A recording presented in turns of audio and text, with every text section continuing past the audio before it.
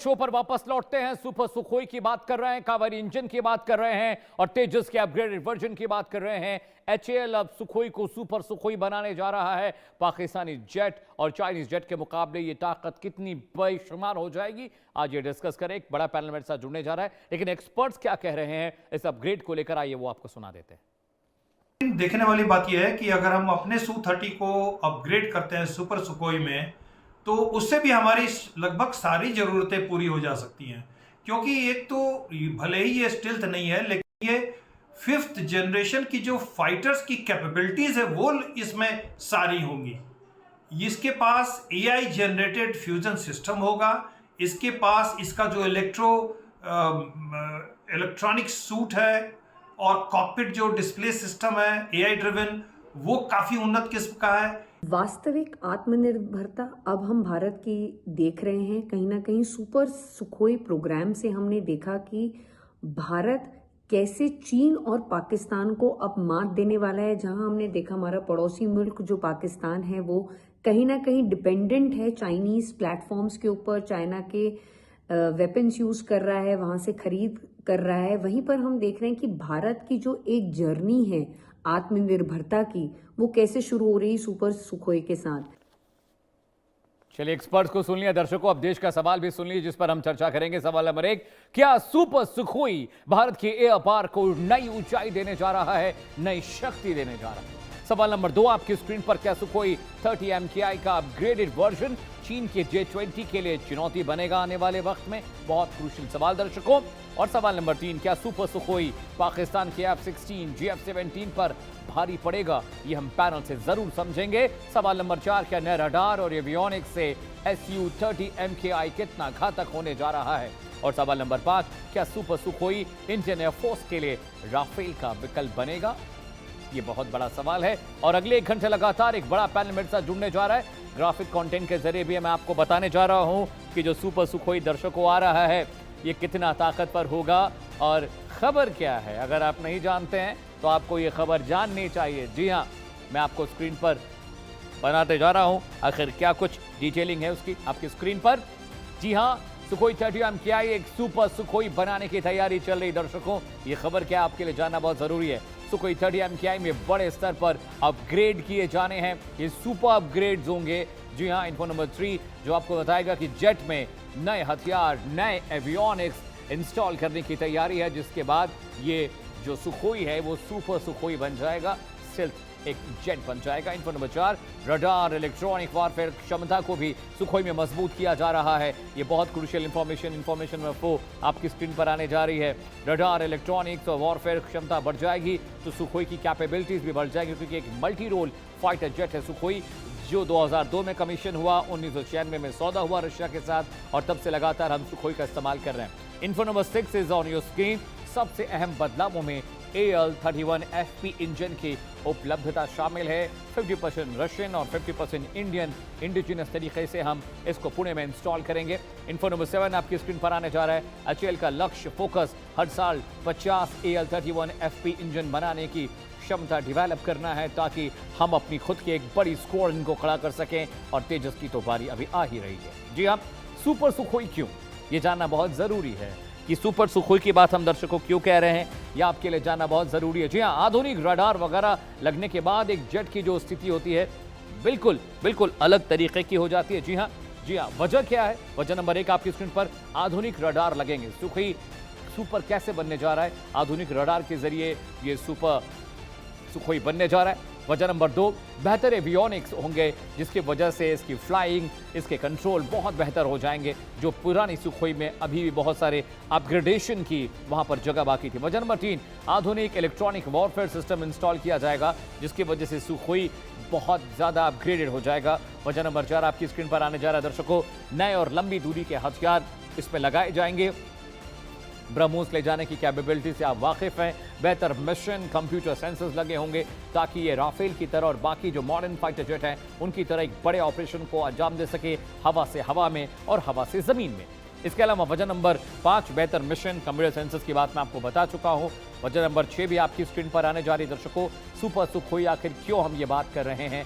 भारतीय हथियारों के साथ ज्यादा इंटीग्रेशन हो पाएगा, यानी हमारे जो इंडिजिनस वेपन्स हैं उनका इस्तेमाल हम जो नया अपग्रेड सुखोई है उसके साथ कर पाएंगे। चलिए कंटेंट में आगे बढ़ते हैं। दर्शकों, सुखोई 30M की खासियत क्या है मैं आपको बता दूं। कुछ वक्त एक बड़ा पैनल मेरे साथ जुड़ने जा रहा है, उनसे हम चर्चा करेंगे। जी हां, आपके लिए स्क्रीन पर ग्राफिक्स है। भारत का भारी और लंबी दूरी वाला मल्टी रोल फाइटर जेट है सुखोई 30M की, जिसकी खासियत मैं आपको बता रहा हूं।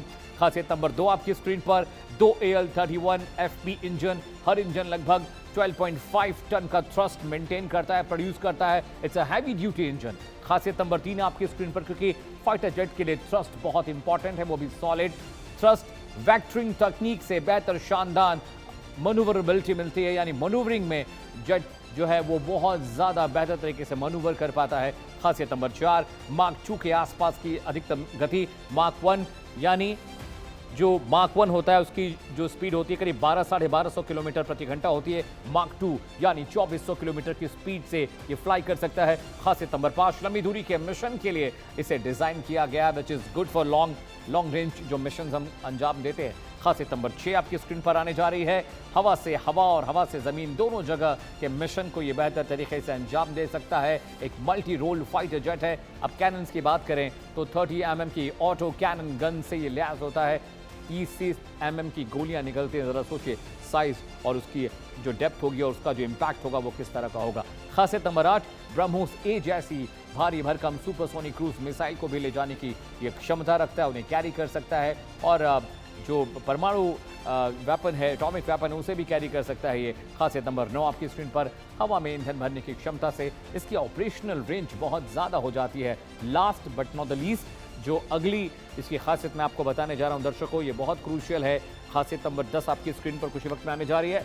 12 वेपन हार्ड पॉइंट्स हैं, अलग अलग हथियारों को इंटीग्रेट करने की इसके अंदर क्षमता है, जिस वजह से एक ये सुपर सुखोई बन जाता है। आगे बढ़ते हैं। सुखोई 30M की डील की पूरी कहानी क्या है, कब डील हुई, कब कमीशन हुआ, सब कुछ बताने जा रहा हूं। जी हां, 1996 में भारत रशिया के बीच सुखोई 30 लड़ाकू विमानों को लेकर सहयोग की शुरुआत हुई, यानी यूं कहें कि डील की शुरुआत होती है। इन्फो नंबर 2 आपकी स्क्रीन पर आने जा रहा है। सुखोई वोड़ा जेट। इन्फो नंबर 2 भारत की जरूरत के मुताबिक रूसी सुखोई 30 को बदलकर सुखोई 30M किया गया भारत की कंडीशंस के हिसाब से। जी हां, इन्फो नंबर 3 आपकी स्क्रीन पर आने जा रहा है। भारत रूस समझौते के बाद सुखोई 30M का लाइसेंस प्रोडक्शन भारत में शुरू करने का रास्ता खुल गया और उसके बाद सुखोई जो ये जेट आप देख रहे हैं स्क्रीन पर मेरे पीछे, इसका प्रोडक्शन बड़े पैमाने पर भारत में भी शुरू हो गया। इन्फो नंबर 4 HAL नासिक को भारत में सुखोई 30M के निर्माण की जिम्मेदारी मिली है। HAL हिंदुस्तान एरोनॉटिकल लिमिटेड जो हमारे लिए हेलीकॉप्टर्स बनाता है इंडियन आर्मी के लिए। इन्फो नंबर 5 आपकी स्क्रीन पर, भारत ने सिर्फ विमान खरीदा नहीं बल्कि तकनीक और उत्पादन क्षमता भी हासिल की, जिसकी वजह से इंडिजिनस तरीके से इस जेट को हम भारत में बना पा रहे हैं और अब इसका प्रोडक्शन और बड़े पैमाने पर हम करने जा रहे हैं। इन्फो नंबर 6 आपकी स्क्रीन पर आने जा रहा है। सुखोई 30M भारतीय वायुसेना के सबसे अहम, सबसे महत्वपूर्ण फाइटर फ्लीट में शामिल है। मैं आपको ये भी बताऊंगा कि किस किस इलाके में हमने इसकी तैनाती की है, किस किस कमांड पर यह है। इन्फो नंबर 7 भारत ने विमान में अपनी जरूरत के अनुसार रडार, एवियोनिक और हथियारों में बहुत सारी तब्दीलियां की जो इंडियन कंडीशन के हिसाब से ज़रूरी थी, मुफीद थी। इसलिए ये जेट एक शानदार फाइटर जेट बन जाता है प्रेजेंट कंडीशंस के हिसाब से। इन्फो नंबर 8 को सुखोई 30M से लॉन्च करने की क्षमता भी विकसित की गई ताकि हम अपने ब्रह्मोस को लॉन्च कर सकें सुखोई 30M के जरिए। Info number 9 is also coming on your screen.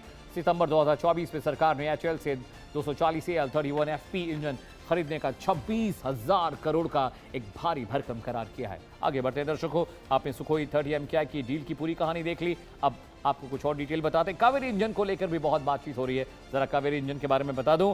आ रहा है कावेरी जी। इन्फो नंबर 1 इसे DRDO की GTRE ने विकसित किया है और कावेरी इंजन अब तेजस में इंस्टॉल किया जाएगा क्योंकि GE ने, अमेरिका ने बहुत सारे इंजन देने में देर की है। लक्ष्य लड़ाकू विमानों के लिए स्वदेशी जेट इंजन तैयार करना है। हमारी डिपेंडेबिलिटी अमेरिका पर थी तेजस के लिए, लेकिन अमेरिका की ओर से इंजन की सप्लाई में देरी के बाद अब भारतीय वैज्ञानिकों ने खुद ब खुद तेजस के लिए कावेरी को अपडेट करने की कोशिश की है। कावेरी प्रोग्राम की शुरुआत 1980 के दशक के अंत में हुई थी और तब ऐसा लग रहा था कि इसका थ्रस्ट, इसका जो propulsion है बहुत कम है, तो हमारे भारतीय जेट के लिहाज से ये काम नहीं कर पाएगा। इन्फो नंबर 4 आपकी स्क्रीन पर, रुआती कावेरी इंजन तेजस की जरूरत के मुताबिक थ्रस्ट नहीं दे पा रहा था। जो शुरुआती इंजन थे वो थ्रस्ट नहीं दे पा रहे थे, इस वजह से दिक्कत हो रही थी। इन्फो नंबर 5, अब इंजन को नई तकनीक और डिज़ाइन के साथ अपग्रेड करने पर जोर दिया जा रहा है, जिसकी वजह से बहुत उम्मीद है कि तेजस जो हमारा मार्क 1 मार्क 2 है उसमें हम इस इंजन का इस्तेमाल कर पाएँ। इन्फो नंबर 5 आपको बताने जा रहे हैं, इंजन को जब अपग्रेड किया गया नई टेक्निक के साथ, इस पर काम चल रहा है।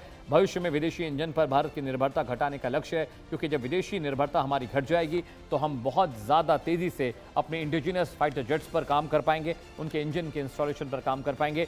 AMCA जैसे भविष्य के लड़ाकू विमानों के लिए भी स्वदेशी इंजन कावेरी बहुत अहम हो जाता है दर्शकों। और 8वीं इंफॉर्मेशन आपकी स्क्रीन पर मैं आपको बताने जा रहा हूं, बहुत इंपॉर्टेंट है। AMC के अलावा कावेरी की सफलता भारत को फाइटर जेट इंजन में रणनीतिक आत्मनिर्भरता दे सकती है। तो जरा सोचिए कितना बेहतर हो सकता है ये पूरा मामला। ठीक है, आगे बढ़ते हैं दर्शकों, अगले ग्राफिक्स पर आते हैं, अगला कंटेंट आपकी स्क्रीन पर। ठीक है, चलिए गेस्ट के पास चलते हैं। एक बड़ा पैनल मेरे साथ जुड़ रहा है, उनके जरिए मैं जानने और समझने की कोशिश करूंगा इस पूरे मामले पर। जी हाँ, कर्नल संजीत सिरोही मेरे साथ हैं, स्वागत कीजिए सर। जय हिंद, बहुत बहुत स्वागत है, बहुत शुक्रिया समय निकालने के लिए। संजीव श्रीवास्तव आपको तस्वीरों में दिखाई दे रहे हैं, आपका भी बहुत बहुत स्वागत है संजीव सर, आप विदेशी मामलों के जानकार हैं। मेजर नदीम शेख आपको दिखाई दे रहे हैं, डिफेंस एक्सपर्ट हैं। सर बहुत बहुत स्वागत है नदीम साहब, बहुत शुक्रिया आपने हमारे लिए वक्त निकाला। सबसे पहले कर्नल साहब मैं आपके पास आ रहा हूँ, कर्नल संजीत सिरोही, ये दो खबरें बहुत इंपॉर्टेंट हैं इंडियन डिफेंस सेक्टर के लिहाज से सर। पहला तो ये कि सुखोई को हम अपग्रेड कर रहे हैं, हम सुपर सुखोई बनाने जा रहे हैं और पुणे में इंस्टॉलेशन और वहाँ पर तमाम उसका कंस्ट्रक्शन और जो भी काम होता होगा। दूसरा, कावेरी को लेकर बहुत बड़ी डेवलपमेंट है सर। GTRE कावेरी पर फिर से काम शुरू कर रही है, क्योंकि अमेरिका ने जिन इंजन का वादा किया था हमें देने के लिए हमारे तेजस फाइटर जेट्स के लिए, उसमें बहुत ज़्यादा देरी हो गई है। How do you see it sir? Very much for having me on your channel. जय हिंद। जय हिंद सर। देखिए, जो आपने खबर दी है ये बहुत अच्छी खबर है और भारत के लिए खास तौर पर, क्योंकि हमारा जो जब से हमारे prime minister mister Narendra Modi आए हैं उनका जो फोकस है वो आत्मनिर्भर पर है।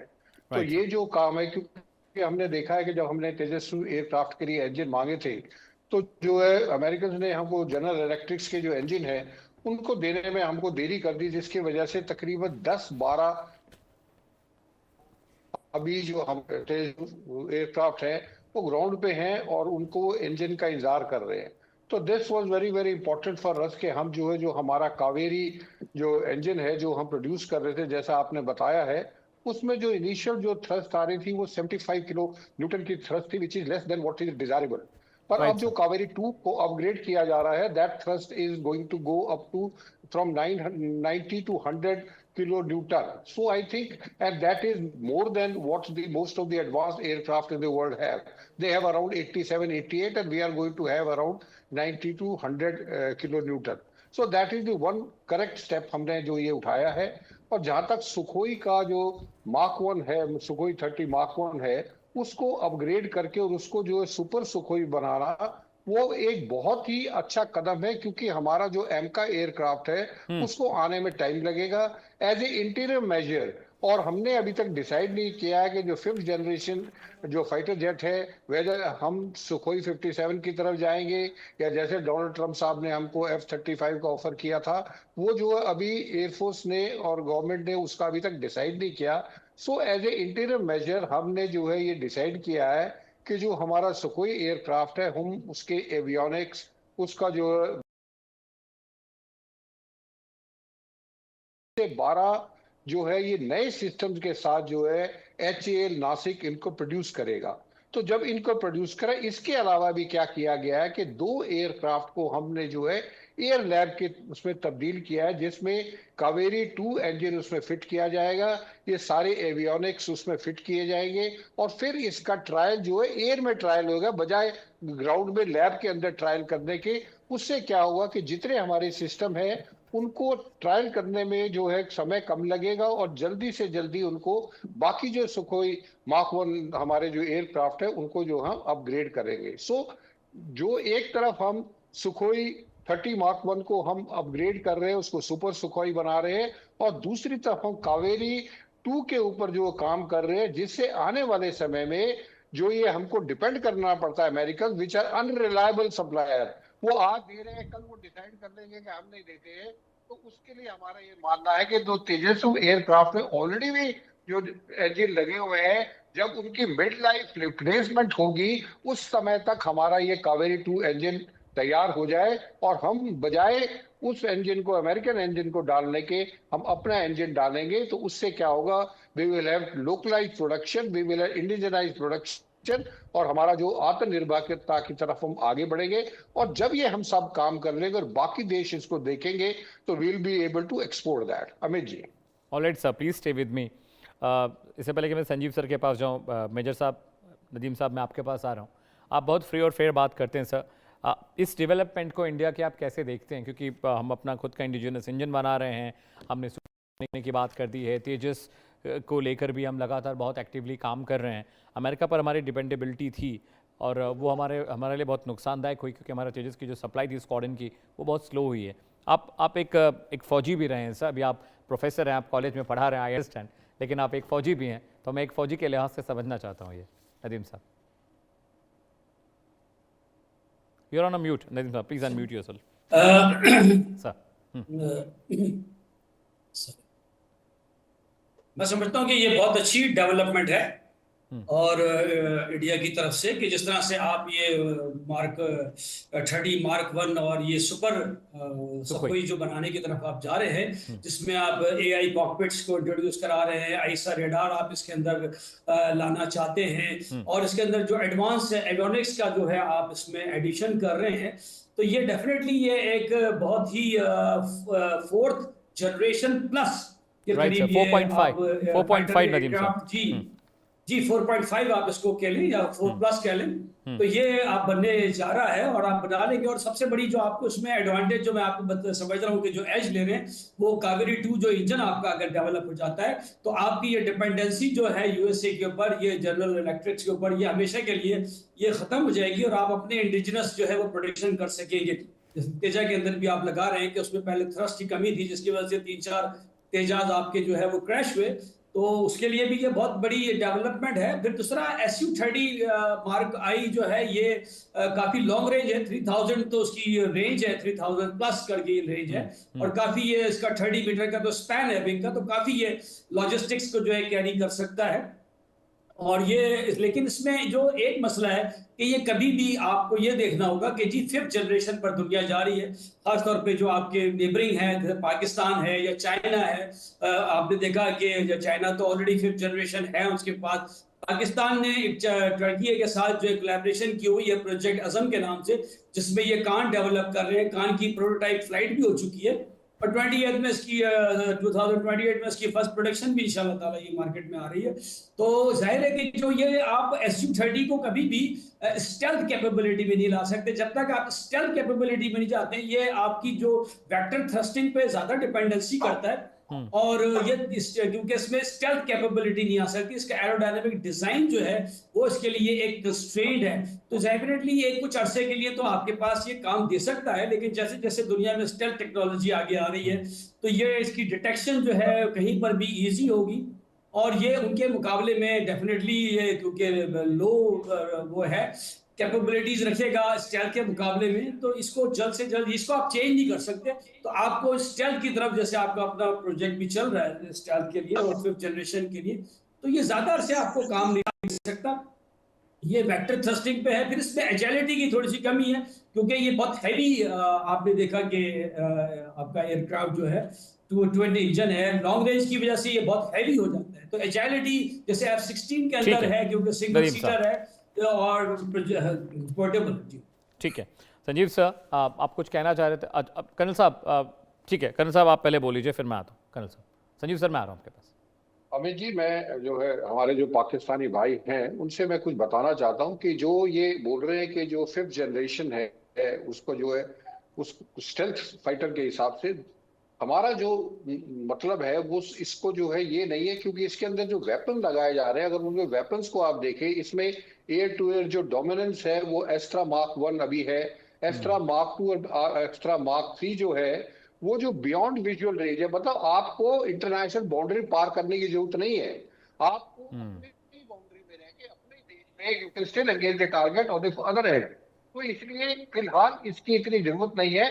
हाँ, ये जो बोल रहे हैं अगर हमारा जो है कल चीन के साथ अगर हमारे हालात ठीक नहीं होते, वहां के लिए हमको शायद ये सब 5th जनरेशन एयरक्राफ्ट मिलेगा, लेकिन बाकी जो और कंट्रीज है उनके साथ ये जरूरत नहीं है, क्योंकि नाउ अभी जो जैसे आप देख रहे हैं जिस तरीके से कार्बाइन वेपन सिस्टम है, ब्रह्मोस मिसाइल्स है, और उसके बाद जो अब ट्रिपल ब्रह्मोस मिसाइल का कॉन्फ़िगरेशन जो है सुपर सुखोई के ऊपर लगाने की कोशिश है।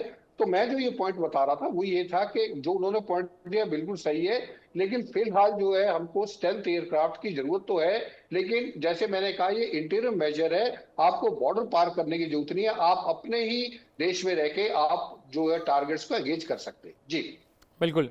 संजीव सर, मैं आपके पास आ रहा हूँ। मुझे लगता है कि पाकिस्तान की F-16, F-17 जो अभी जिसकी वो बात करें 4.5 जनरेशन स्टिल्थ की, तो हमारे पास राफेल है, हम राफेल की एक बहुत बड़ी फ्लीट हम खरीद रहे हैं, बाकी हम अपना इंडिजिनस भी डेवलप कर रहे हैं। और जहाँ तक बात सुखोई सुपर सुखोई की रही, तो वो जो अपग्रेडेशन हम दे रहे हैं वो बियॉन्ड 4 जनरेशन है, तो कहीं से हमको मुझे कहीं वीकनेस तो नहीं दिखाई दे रही है कि हम कहीं पीछे हैं अभी। सर नहीं, वीकनेस का तो सवाल ही नहीं है। लगातार हम सशक्त और मजबूत बनते जा रहे हैं।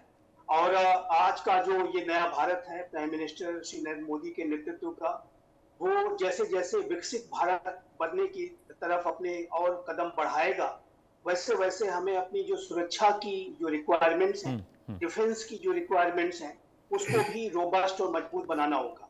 एक रोबस्ट सिक्योरिटी एंड डिफेंस का जो आर्किटेक्चर है उसको डेवलप करने का जो इम्पेरेटिव है, वो भी विकसित भारत को बनाने के विजन में बिल्कुल उसका इंटीग्रल पार्ट है, वो शामिल है। और उसकी दिशा में भी हम तेज गति से कदम बढ़ा रहे हैं। और एक बात और भी स्पष्ट है कि आज का ये जो नया भारत है वो इस बात को अच्छी तरह से जानता है कि चाइना और पाकिस्तान जैसे जो एडवर्सरीज हैं, जो आतंकवाद की जो चुनौती है, जो क्रॉस बॉर्डर टेररिज्म है, और जो भी अन्य जो चैलेंजेस हैं इंडो पैसिफिक रीजन में, हमारे नेट सिक्योरिटी प्रोवाइडर के रूप में देखे जाते हैं। हमारे जो एंगेजमेंट्स हैं वो मैरीटाइम डोमेन में भी लगातार बढ़ रहे हैं। और जाहिर है कि ऐसे में भारत की जो डिफेंस और सिक्योरिटी की जो रिक्वायरमेंट्स को ध्यान में रखते हुए हमारे इंडियन एयरफोर्स को मॉडर्नाइज करना, उसे अधिक से अधिक रोबस्ट बनाना, ये समय की आवश्यकता है। और हम जाहिर है कि जो सुपर सुखोई को बनाने का एक अपग्रेड करने का जो एग्जिस्टिंग हमारी जो फ्लीट है, उसका जो एक बहुत ही बड़ा प्रोग्राम है, उसके तहत जाहिर है कि बड़े चेंजेस हम एग्जिस्टिंग जो सुखोई की फ्लीट है, सुखोई 30 MTI की, उसमें हम डालने जा रहे हैं। और ये 4.5 जनरेशन या उससे भी कहीं ज्यादा की भूमिका निभाएगा। 4.5 जनरेशन की जहां तक बात है, वो रफेल विमान हमारे पास अभी भी बड़ी संख्या में मौजूद हैं। और आप जानते हैं कि हम नए रफेल विमानों को एक्वायर करने की दिशा में कदम बढ़ा चुके हैं। हमारा जो एयरक्राफ्ट कैरियर है उसके लिए भी जो रफेल का जो मैरीटाइम वर्जन है उसके लिए भी हम कदम बढ़ा चुके हैं। और जहां तक 5th जनरेशन के जो स्टेल्थ फाइटर जेट्स की बात शेख साहब ने कही, वो भी जाहिर है कि महत्वपूर्ण है। और उस दिशा में भी भारत अपने विजन पर कार्य कर रहा है। हमारा जो स्वयं का जो एडवांस मीडियम कम्बैट एयरक्राफ्ट एमका का जो कार्य है वो लगातार चल रहा है। लेकिन मेरे असेसमेंट के मुताबिक यदि 5th जनरेशन के फाइटर जेट्स को यदि भारत की को एक्वायर करने की भी आवश्यकता हुई, तो उस दिशा में भी हम कोई कदम बढ़ा सकते हैं। और हमारे जो अनेक जो बड़े ऐसे डिफेंस पार्टनर्स हैं, वो 5th जनरेशन के फाइटर जेट्स को भी भारत को प्रोवाइड करा सकते हैं, अपने ऑफर्स दे सकते हैं। तो ये मैं मानता हूं कि ये जो भारत अपने रोबस्ट डिफेंस और सिक्योरिटी आर्किटेक्चर को और एक डिफेंस पोस्चर को, पोजीशन ऑफ स्ट्रेंथ को बनाने की दिशा में तेज गति से कदम बढ़ा रहा है। और ये जाहिर है कि इसमें एक बात और भी बहुत महत्वपूर्ण है कि आज जो हमारा विजन है डिफेंस का, उसमें self reliance in defence production के विजन के ऊपर हम कार्य कर रहे हैं। हम make in India and make for the world के विजन के साथ कार्य कर रहे हैं। आप देखिए तो सेल्फ रिलायंस की दिशा में हमारे जो DRDO हो या हमारा पूरा डिफेंस इस्टेब्लिशमेंट हो, हमारे आर्टिलरी फैक्ट्रीज हो, सभी में बड़े परिवर्तन लाए गए हैं और बड़ी संख्या में हम अपने जो डिफेंस इक्विपमेंट स्वयं निर्मित कर रहे हैं। आज भारत ने एयरक्राफ्ट कैरियर्स भी डेवलप किए हैं। और जाहिर है कि INS विक्रांत और उसके साथ साथ जो तेजस का जो फाइटर जेट है, वो आप देख ही रहे हैं लगातार किस तरीके से इसको विकसित किया जा रहा है।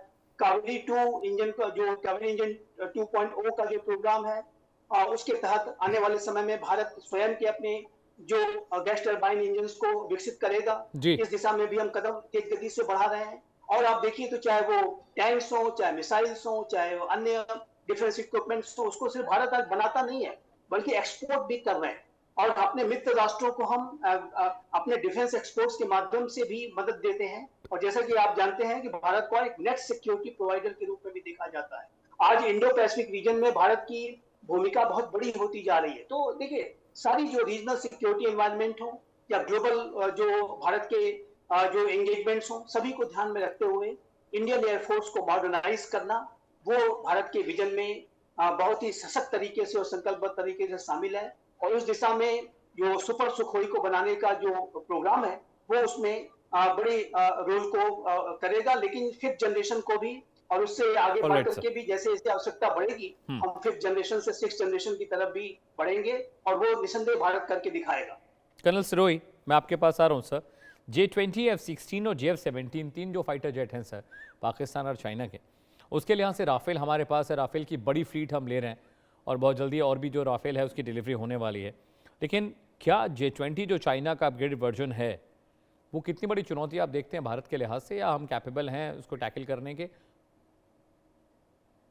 अमित जी, देखिए, जहाँ तक कैपेबिलिटीज का सवाल है, ये जो वेपन सिस्टम है, ये जो है ट्राइड आउट वेपन सिस्टम है। F-16 ट्राइड आउट है, हर थिएटर में हर जगह आप देखेंगे वो ट्राई आउट किया हुआ है। J-20 अभी तक कहीं ट्राई नहीं हुआ, इसलिए उसके बारे में ये कहना मुश्किल है कि वो कितनी कैपेबिलिटीज है और how effective it is in the air. और पॉइंट ये है कि as far as we are concerned, देखिए, हमको जब हम थ्रेट की बात करते हैं तो we have to take the threat, Pakistan threat and China threat separately. When we talk about Pakistan threat, तो उसके लिए मुझे नहीं लगता कि we require a stealth fifth generation aircraft, because अगर आप देखें पाकिस्तान की जो width है और जो ब्रह्मोस मिसाइल की रेंज है, जो ब्रह्मोस 1 है, उसकी रेंज जो है 450 किलोमीटर है। उसके बाद जो ब्रह्मोस 2 आ रही है और जो ब्रह्मोस न्यू जनरेशन मिसाइल है, उनकी रेंज तकरीबन 600 किलोमीटर है। तो आपको जो है दुश्मन की टेरिटरी में जाने की जरूरत नहीं है, आप अपनी फ्रेंडली टेरिटरी से you can engage the targets on the other side. तो हमको पाकिस्तान के लिए स्टेल्थ एयरक्राफ्ट की जरूरत है। तो as far as we are concern, we are quite capable, but yes, as far as China is concern, because China is a large country, तो उसके लिए जो राफेल्स वगैरह है वो they are quite effective as long as the war जो है वो LAC के ऊपर ही रहे या उससे थोड़ा सा बियॉन्ड रहे। But if we have to go deep into Chinese territory, then yes, Rafale will not be able to be that effective, because वो fifth generation नहीं है, उसको जो है आसानी से जो है Chinese will be able to pick up। तो मेरा ये मानना है कि for the time being we have got enough fleet, और हमने Rafales को अगर आप देखें तो वो जो है चाइना के खिलाफ जो है ईस्ट नॉर्थ ईस्ट में जो है they have been deployed and they are very very effective। और दूसरी चीज है, टेरेन को देखते हुए हमको इतना ज्यादा पैनिक नहीं करना चाहिए, बिकॉज उस दिन भी मैं आपके साथ जब चैनल पे बात कर रहा था तब मैंने कहा था, it is not the large army कितनी है, it is how much can you deploy your troops in that area. So वो इम्पोर्टेंट है। तो उसको देखते हुए there is nothing to worry. हमारे जो ये सुखोई सुपर सुखोई बनने के बाद और राफेल है, we are quite comfortable both with Pakistan and China. जी बिल्कुल। नदीम साहब, मैं आपके पास आ रहा हूँ। जैसा कि सर कह रहे हैं, J-20 या चाइनीज़ जो फाइटर जेट है नदीम साहब, उनकी टेस्टिंग पर, उनकी क्रेडिबिलिटी पर बहुत सवाल खड़े होते हैं। और जब ऑपरेशन सिंदूर हुआ तो उस वक्त भी ऐसी खबरें थी कि जो चाइनीज़ इक्विपमेंट पाकिस्तान जो मशीनरी यूज़ कर रहा था उसमें बहुत सारी खामियां, बहुत सारी दिक्कतें आईं। तो क्या चाइनीज़ मेड जो फाइटर जेट्स हैं, क्या पाकिस्तानी आर्मी एयरफोर्स उन पर इतना रिलायबल करती है, उनकी रिलायबिलिटी पर वो बिलीव करती है? क्या वो इतने क्रेडिबल हैं? जी देखिए, ये जो ऑपरेशन सिंदूर में इसकी क्रेडिबिलिटी साबित भी हुई, और उसमें आपने देखा कि इनके स्टॉक्स ऊपर गए और राफेल के स्टॉक्स जो है वो नीचे ही चले गए थे, डाउन हो गए। मैं इस पर ज्यादा बात नहीं करना चाहता, लेकिन मैं जो बात करना चाहता हूँ कर्नल साहब की बात का, मैं SU-30 पे रहना चाहता हूँ कि SU-30 जो आप बना रहे हैं, आपने कहा कि अब टेक्नोलॉजी आगे आ गई है और beyond visual range BVR missiles का दौर है। तो BVR मिसाइल्स के लिए आपको लॉन्ग रेंज फाइटर एयरक्राफ्ट की जरूरत नहीं होती। SU-30 लॉन्ग रेंज है, ट्विन इंजन है, और ये 3000 किलोमीटर से ज्यादा इसकी रेंज है, ये एनिमी के डेप्थ में जाता है। तो जब आपने पीवीआर पर भरोसा करना है तो आपको लाइट वेट एयरक्राफ्ट चाहिए जो आपकी अपनी सरहदों में रहकर, हाँ, उनमें एवियोनिक्स बेहतर हो और वहां से वो सैटेलाइट्स के जरिए से गाइडेंस ले और वो बीवीआर फायर कर सके बियॉन्ड विजुअल रेंज, जैसे हमने PL-15 फायर किया हमारे जहाज में। जहां तक ये जहाज ताल्लुक है, आप जो सब कोई बना रहे हैं, बिल्कुल ये सही है आपने बनाया, आपको सेल्फ रिलायंस पे ले जाएगा, आपकी इंडस्ट्री को इवॉल्व करेगा और ये इंडिजिनस कैपेबिलिटी का एक बहुत बड़ा लीप है, बहुत बड़ी जंप है आप लोगों की, और ये फ्यूचर में आपकी इंडस्ट्री को इवॉल्व करेगा। लेकिन फ्यूचर हैवी वेट जहाजों का अब नहीं रहा। एयर डिफेंस बहुत स्ट्रांग हो चुकी है, बहुत डेवलप हो चुकी है, बहुत एडवांस हो चुकी है और एयर डिफेंस इतने बड़े बड़े जहाजों के लिए अब बहुत बड़ा खतरा है। तो अब लाइट वेट एयरक्राफ्ट आ रहे हैं, स्टेल्थ एयरक्राफ्ट आ रहे हैं जो अपने आप को हाइड कर सकें और छुपकर दुश्मन के ऊपर वार कर सके उसकी टेरिटरी में जाकर, क्योंकि इन्होंने टेरिटरी में जाना होता है। अगर बीवीआर यूज करना होता है तो आपके पास बैलिस्टिक्स है, आपके पास क्रूज है, ब्राह्मोस है, वो जैसे पाकिस्तान की वेस्ट कम है, इतनी ज्यादा उसकी जो है वो जियोग्राफिकल उसमें लेंथ नहीं है, तो उधर जरूरत नहीं है। बिल्कुल चाइना में आपको जरूरत है। ये इस लिहाज से तो फिर ये आप एक्सपोर्ट भी नहीं कर सकेंगे इसको, क्योंकि ये बहुत हैवी जहाज है, 18,000 प्लस किलोग्राम इसका वजन है, यू सी, और इट इज वेरी कॉस्टली है, बहुत ज्यादा। आपको मैं समझता हूँ कि 200 करोड़ से भी ज्यादा का जो है ये जहाज शायद ये पड़ता है आपको। तो हैवी वेट 18 मीटर का स्पैन, ये जहाज अब चलते नहीं है, अल्लाह करे, लेकिन आपकी इंडस्ट्री को बहुत बड़ा बूस्ट देंगे। चाइना के अगेंस्ट अगर डेप्थ में आप जा सके उनके डिफेंस को क्रॉस करके, अगर समझते हैं प्लानिंग इसी पे होगी तो शायद ये जहाज आपको काम दे, लेकिन अगेंस्ट पाकिस्तान इसका कोई काम नहीं है। एक्सपोर्ट वेरिएंट में भी अब इसको कोई नहीं लेगा क्योंकि हैवी वेट जहाजों का दौर अब खत्म हो चुका। ऑलराइट, कर्नल सिरोही, मैं आपके पास आ रहा हूँ। क्या आप इस बात से इत्तेफाक रखते हैं जो नदीम साहब कह रहे हैं? सर, यू ऑल्सो थिंक कि जो हमारी स्ट्रैटेजी है, जो हम जिस पर काम कर रहे हैं, they are not good enough? तो देखिए, नदीम साहब एक्सपर्ट हैं, उनकी अपनी राय है, मेरी अपनी राय है। मेरा ये मानना है कि वो ये जो डिसएडवांटेज बता रहे हैं कि it is quite a heavy aircraft, मैं उसको एडवांटेज में लेता हूं, क्योंकि देखिए अभी उसके अंदर सिर्फ एक ब्रह्मोस मिसाइल जो है फिट हो सकती है, लेकिन जब ये इसको हम जो स्ट्रेंथन कर देंगे इसको, तो उसके बाद we will be able to take 3 to 4 BrahMos 2, and और जब ये ब्रह्मोस न्यू जनरेशन आ जाएगी, we will be able to take about 5 BrahMos missiles. That means कि हमारे पास जब एक सॉटी टेक ऑफ करेगी, we have got options of multiple targets and we can engage multiple targets at in the same sortie. तो जो ये disadvantage है कि वो हैवी है, वो नहीं मैन्यूवर कर पाएगा, जैसे मैंने आपको बताया है, वो जो है बियॉन्ड विजुअल रेंज के लिए आपको इतनी जो है एजिलिटी और इतनी मैन्यूवरेबिलिटी नहीं चाहिए, because you are in friendly territory. Only what is required is कि आपके पास अगर 5 ब्रह्मोस मिसाइल हैं न्यू जनरेशन की, जो कि सब्सिक्वेंटली जो ये सुपर सुखोई की हम बात कर रहे हैं, तो उससे आप जो है 5 टारगेट्स को एंगेज कर सकते हैं, 5 टारगेट डिफरेंट टारगेट्स। तो ये देखिए, ये ऑप्शन आपको एरियल प्लेटफॉर्म दे रहा है, किसी भी जगह से आप एंगेज कर सकते हैं। ये नहीं है कि क्योंकि ग्राउंड जो वेपन सिस्टम होते हैं उनको जो है मैन्यूवर करने में टाइम लगता है, पर ये एक ऐसा वेपन सिस्टम है आपका aerial weapon system which can maneuver and engage any target at one sortie only. So I think ये जो है मेजर एडवांटेज है, बट यस, ये एडवांटेज सिर्फ पाकिस्तान के साथ है, चाइना के साथ नहीं है, बिकॉज जब आप हाई एल्टीट्यूड पे चले जाएंगे तो आपके इंजन की जो है थ्रस्ट कम हो जाएगी एंड देन आप इतने वेपन सिस्टम्स नहीं ले जा पाएंगे। तो चाइना के साथ मैं इस बात को मान सकता हूं कि इसके डिसएडवांटेज हैं, लेकिन चाइना के थ्रेट के लिए we are working on our 5th generation aircraft, और जब तक वो नहीं आता तब तक हमारे राफेल जो है, because they are also not 5th generation but they are equal to around 4, 4.2 और 4.3। तो इतनी कोई हमको जो है उसकी घबराने की जरूरत नहीं। जी बहुत शुक्रिया जनरल साहब आपका, कर्नल साहब आपका, संजीव श्रीवास्तव आपका बहुत बहुत शुक्रिया, मेजर नदीम शेख बहुत शुक्रिया सर वक्त निकालने के लिए, इस डिबेट में आने के लिए। रुक रहे हैं हम इस कार्यक्रम में अभी के लिए।